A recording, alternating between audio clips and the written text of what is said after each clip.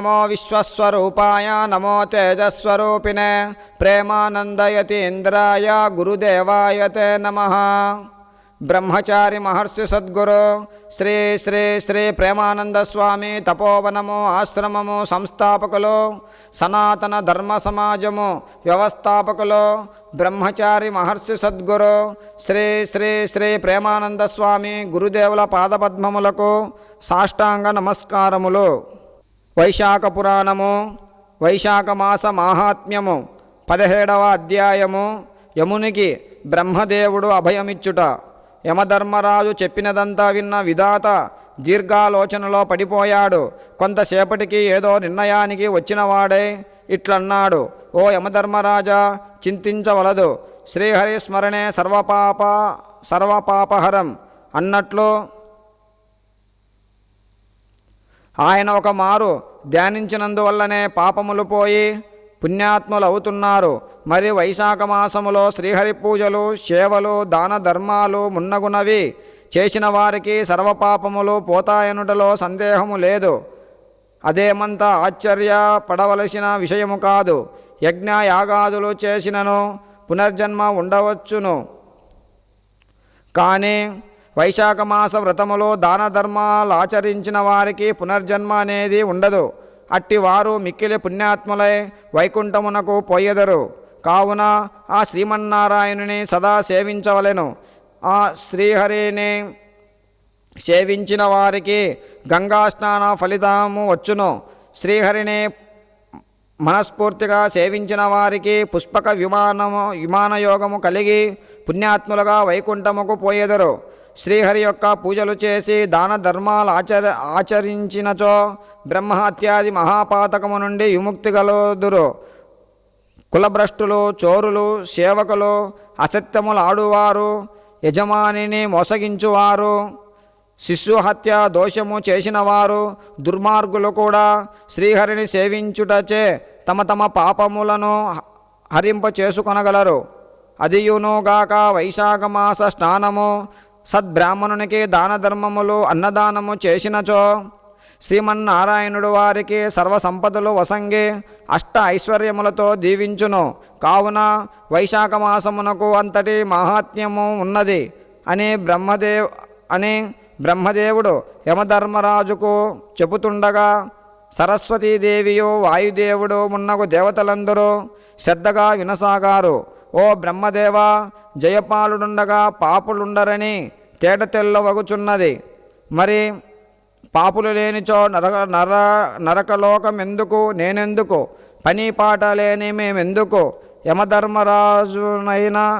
యమధర్మరాజునై ఉండి జయపాలుని ఎదుట పరాభవింపబడి తిని నాకు పని కల్పించి నరలోకమందు యథావిధిగా పాపులు వచ్చినట్లు చేసినచో నేనెక్కడకు పోయేదను? లేనిచో అందరి ముందు చులకనైపోతున్నాను అంటూ చెప్పాడు. అంతటా బ్రహ్మదేవుడు, ఓ సూర్యనందన, శాంతింపుము. జయపాలుడు మిక్కిలి పుణ్యాత్ముడై గొప్ప కీర్తి కలిగి ఉన్నాడు. దుర్మార్గులను సన్మార్గులను చేసి విష్ణువుకు అత్యంత ప్రియభక్తుడైనాడు. అయినను ఆ శ్రీమన్నారాయణుడు కరుణా సముద్రుడు. నీ విషయములో నేనేమి చేయజాలను కనుక మనమిరువురము శ్రీ మహావిష్ణువు కడకేగి మొరపెట్టుకుందుము. ఆయన మన మొర ఆలకించి తప్పక మమ్మలను దీవించగలడు. తగిన పరిష్కారమును గాని తరుణోపాయమును గాని చెప్పగలడు. దీనికంతటికీ ఆయనే సమర్థుడు. జయపాలుని విషయమై తగు నిర్ణయము తీసుకొనగలవాడతడే. ఆ శ్రీహరి సర్వలోక రక్షకుడు కదా, ఆయనకు తెలియనిదేముండును. కావున మనమిద్దరము ఆయన వద్దకు పోయి విషయమును విన్నవిద్దాము అన్నాడు బ్రహ్మ. బ్రహ్మదేవుడు యమధర్మరాజును వెంటబెట్టుకుని వైకుంఠమునకు పోయాడు. శ్రీహరి తన అర్ధాంగి అయిన లక్ష్మీదేవితో లోకరక్షణార్థము ఏదో ఆలోచిస్తూ ఉన్నారు. బ్రహ్మ యమధర్మరాజులిద్దరూ విష్ణుమూర్తికి లక్ష్మీదేవికి నమస్కరించారు. వారిని చూచి విష్ణుమూర్తి, ఓ బ్రహ్మదేవ, యమధర్మరాజుతో సహా వచ్చిన నీ రాకకు కారణం ఏమై ఉండునో అని ప్రశ్నించాడు. ఓ దేవాదిదేవా శ్రీమన్నారాయణ, ఏమని చెప్పుదము? మీరు సర్వలోకజ్ఞులు, మీకు తెలియనిది ఏముంటుంది? అయినను చెప్పెదము వినండి. భూలోకములో జయపాల మహారాజు మిక్కిలి పూజలు చేసి అతి బలసంపన్నుడై తన రాజ్యమందలి ప్రజలందరి చేతను వైశాఖమాస వ్రతములు దాన ధర్మాలు చేయిస్తూ మిక్కిలి పుణ్యాత్ములుగా వారిని తీర్చిదిద్దుతున్నాడు. అందుచే వారందరూ పుణ్యాత్ములై మీ వైకుంఠ వాసానికి వస్తున్నారు. పాపులు లేక నరలోకము నిర్మానుష్యమైపోయింది. యమునికి పనీపాట లేకుండా పోయింది.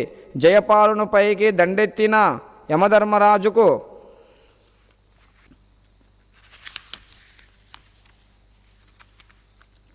పరాభవం ఎదురయ్యింది.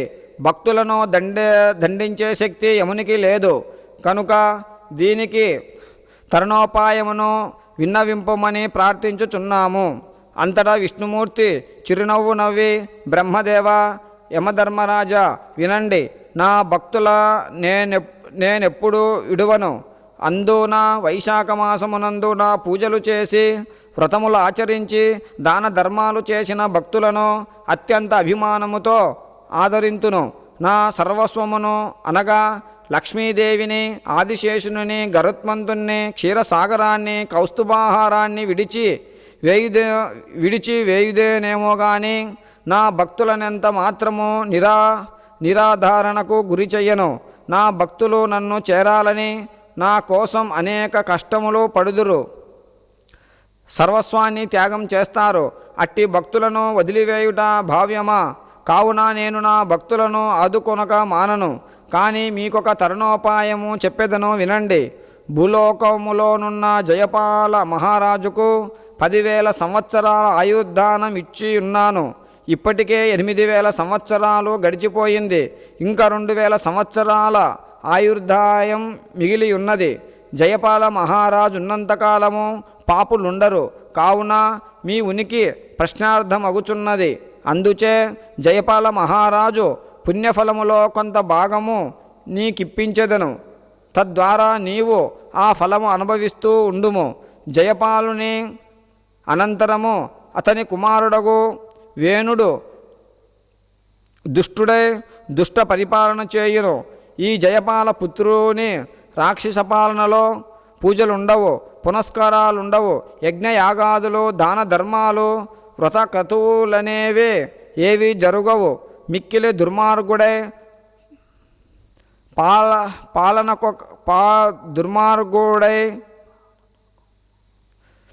దుర్మార్గుడై పాలన కొనసాగించును. జనులందరూ పాపులై పోతారు.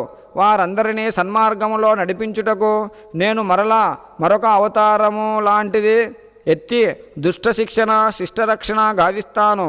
కావున వైశాఖ మాసంలో వ్రతములు చేసి నాకత్యంత ప్రియమగు పెరుగును నైవేద్యము పెట్టని వారిని మాత్రమే ఇక నుండి శిక్షింపుము. నాకు సక్రమంగా నైవేద్యం లొసంగిన భక్తుల జోలికి మాత్రము పోవలదు అని చెప్పాడు. యముడును సరే అన్నాడు. కావున వైశాఖ మాసములో శ్రీహరిని ధ్యానించి విష్ణు పూజలు వ్రతములు చేసి దాన ధర్మాదులు నొసంగవలెను. ఉదయాన్నే స్నానము చేసి శ్రీహరికి అర్ఘ్యపాద్యాదులను ఇవ్వాలి. అటు పిమ్మట యమునికి కూడా నీళ్లు వదలవలెను. వైశాఖ మాసములో పౌర్ణమి తిథియందు జలపాత్రను పెరుగు అన్నమును యమధర్మరాజుకు కూడా నైవేద్యమిడి పితృదేవతలను స్మరిస్తూ శ్రీ మహావిష్ణువును పూజించాలి. పండ్లు దక్షిణ కంచు పాత్రతో సహా బ్రాహ్మణునికి దానమివ్వాలి. వైశాఖ మాస వ్రతమును చేయించే బ్రాహ్మణునికి ఉచిత రీతిని సత్కరించాలి. 17వ అధ్యాయము పరిసమాప్తము.